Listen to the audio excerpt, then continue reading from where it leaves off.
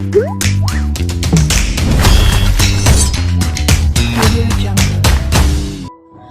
हर महादेव दोस्तों, जय भोलेनाथ। मैं संध्या आप सभी का हमारी शुद्ध देसी रसोई में स्वागत करती हूँ।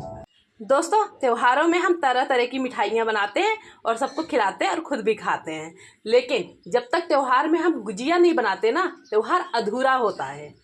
तो चलिए दोस्तों, मेरा त्योहार मैं करती हूँ पूरा और आज बनाती हूँ मावा गुजिया, जो कि मेरी दादी की रेसिपी है। अगर ये रेसिपी आपको पसंद आए या वीडियो अच्छा लगे तो प्लीज़ वीडियो को लाइक करें, चैनल को सब्सक्राइब करें, अपने दोस्तों के साथ शेयर करें और मुझे कमेंट बॉक्स में बताना बिल्कुल ना भूलें कि आपकी गुजिया कैसी बनी और आपको रेसिपी कैसी लगी। ठीक है, तो चलिए पहले बना लेते हैं हम अपनी मावा गुजिया। गुजिये का मसाला तैयार करने के लिए दोस्तों, हम सबसे पहले एक कढ़ाई में आधा चम्मच शुद्ध देसी घी लेंगे और अपने सूखे मेवे मसाले इस घी में आराम से धीमी ही आंच में भुनेंगे। हमें मसाले तब तक सेंकने हैं दोस्तों जब तक कि इनमें से एक धीमी खुशबू ना आने लगे और हम इन्हें फिर ठंडा करके एक जार की सहायता से आराम से पीस लेंगे। इसी तरह हम चीनी भी पीस लेंगे। नारियल के गोले को भी हम छोटे छोटे पीस में काट के अच्छी तरह से पीस लेंगे एक जार की सहायता से। अब हमें एक कढ़ाई में 3 चम्मच शुद्ध देसी घी लेना है और अपने रवे को इसमें गोल्डन होने तक आराम से धीमी आंच पर भुनना है।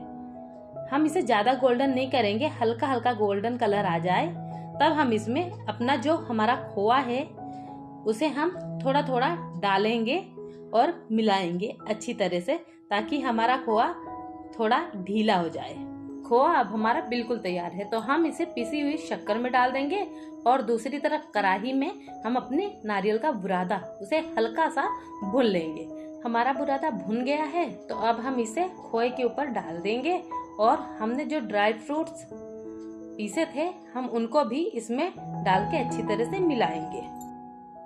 खोआ बिल्कुल ठंडा हो चुका है, इसलिए मैं आराम से आसानी से इन सारी चीजों में अपने खोए को मिला पा रही हूँ। मुझे इन्हें अच्छी तरह से मिलाना होगा ताकि खोआ और ये सारी चीजें एक साथ अच्छी तरह से मिल जाए। दोस्तों, मैं बताना भूल गई, मैंने आधा किलो खोआ लिया है और 1 पाव रवा लिया है। बाकी की चीजें आप अपने इच्छा अनुसार और अपने टेस्ट वाइज कर सकते हैं।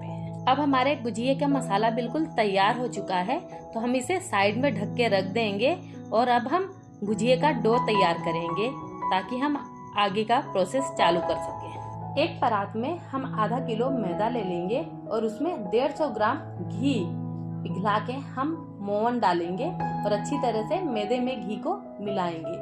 चुटकी भर सादा नमक हमें डालना है इसमें और पानी की मदद से हम एक नॉर्मल सा डो तैयार करेंगे मैदे का, जो ज्यादा हार्ड ना हो और ज्यादा सॉफ्ट भी ना हो। जैसे हम पराठे के लिए डो तैयार करते हैं वैसे ही डो हमें मैदे से तैयार करना है। हमारा डो तैयार हो चुका है तो हम इसे 5 मिनट के लिए रेस्ट करने के लिए ढक के रख देंगे।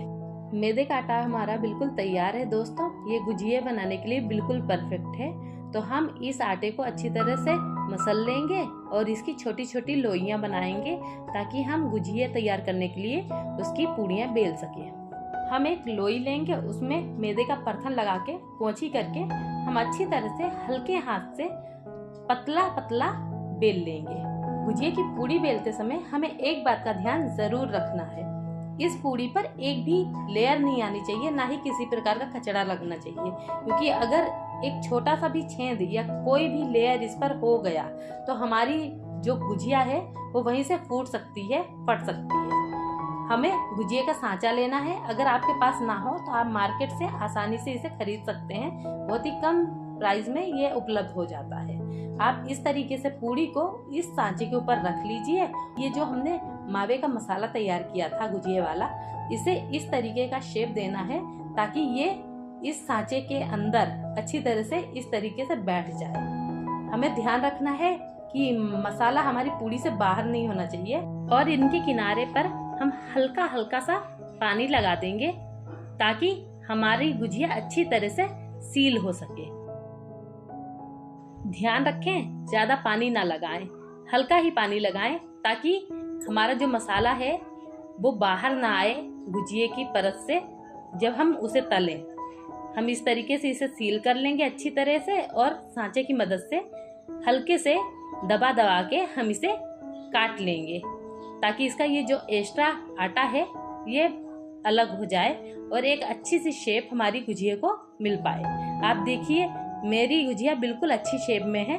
अब मैं इसे एक कागज के ऊपर इस तरीके से रख दूंगी और एक सूती गीले कपड़े की मदद से मैं इसे ढक के रखूंगी ताकि इसमें हवा ना लगे। हवा लगने की वजह से हमारी गुजिया सूख जाएगी और फटने का डर रहता है, इसलिए हमें एक गीले कपड़े की मदद से इसे ढक के ही रखना पड़ता है। मैं एक एक करके सारी गुजिया तैयार कर लूंगी और फिर हम इसे डीप फ्राई करेंगे।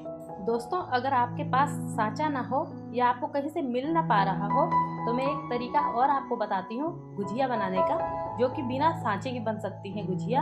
हम उसी तरीके से अपनी पूड़ी बेल लेंगे पतली और बिना लेयर वाली। फिर हम मसाले को कुछ इस तरीके से फैला के अपनी इस पूड़ी के ऊपर रख लेंगे और हाथ की उंगलियों की मदद से इसे अच्छी तरह से कंप्लीट सील करेंगे। हमें अच्छी तरह से सील करना है ताकि एयर अंदर बाहर बिल्कुल ना हो सके।